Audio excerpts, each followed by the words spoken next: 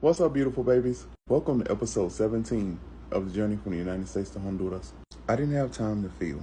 I didn't even have time to think about everything that had just happened.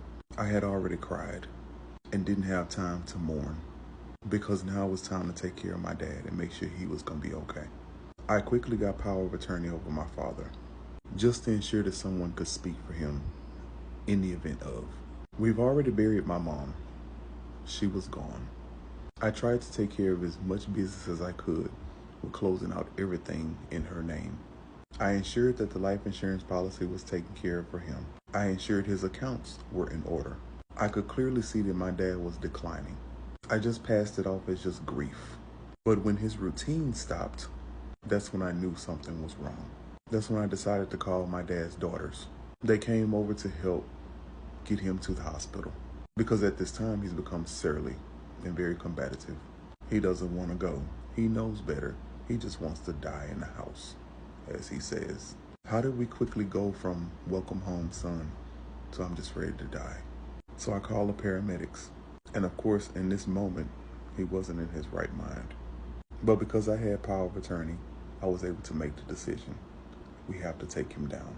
My dad was well enough to know that he couldn't fight 3 paramedics and 4 of his children. So under his own reconnaissance, he walked downstairs and got into his daughter's car. We thanked the paramedics, they left, and we quickly took him over to the VA hospital. Come to find out, he hadn't been to the VA hospital in almost 2 years. I sat down with one of my dad's other daughters, and we did his intake. They pulled up his information, and come to find out, my dad had been diagnosed with onset dementia a long time ago. But because it was so slow and so gradual, no one ever knew what was happening to him. He was fine. He was lucid. He was doing his daily routine. Also, come to find out, my dad had a slight stroke. No one ever knew. There were a lot of medical issues that nobody knew about. Not even my mom, I don't think. So after all the paperwork had been done and we had finished speaking to the counselor, we went over to visit my dad, but we weren't allowed in. COVID. You see, that's why my dad hadn't been coming downstairs to do his daily routines. He didn't feel well. He had COVID. So now my dad has to be in quarantine for at least 2 weeks. He didn't understand that. He just wanted to go home, to sit in his chair and watch his TV. I started to break. You see, it was too much. I had just buried my mom in April, and now we're in June at the VA hospital with my dad. The nurses had my contact information so they could call me if anything changed, but there was nothing else that we could do for him. I went out to my car and I broke down. I left out of the hospital at 5 o'clock. By the time I started the car, it was 8 o'clock because all I could do was just sit there and cry. I continued to ask God, why are you doing all of this to me? You just took my mom. Please don't take my dad. So I went back to my parents' house and I tried to find all the papers, all the necessary documents, everything that I was going to need to take care of him the right way. Over the course of the next 2 weeks, the doctors had told us that he was not going to be able to be at home by himself. I was definitely not going to make the same mistake as my mom's daughter, the bitch who remains nameless. I knew I was not staying in the United States. I had to get away, or I was going to go insane myself. So under the doctor's advisement, I started to look for facilities that my dad could go to. You see, my dad's daughters wanted to talk about trying to keep him in a home where he was comfortable. Who was going to take care of him the right way? They live over an hour away.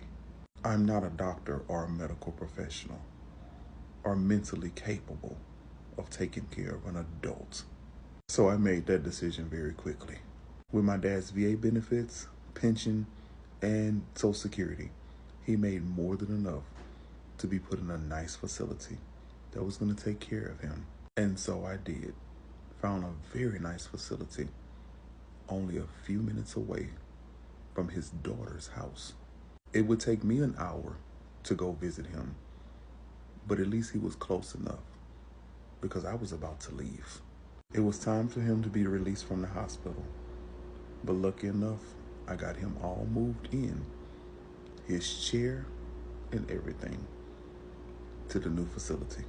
I made sure his daughters had copies of all the documents, all the paperwork, his bank account information, credit cards, everything, just in case.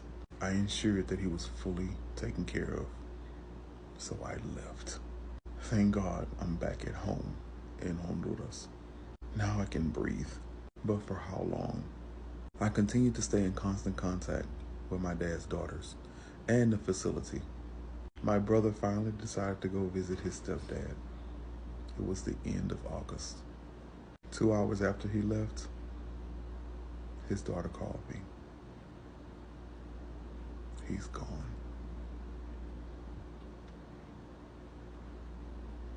He's gone.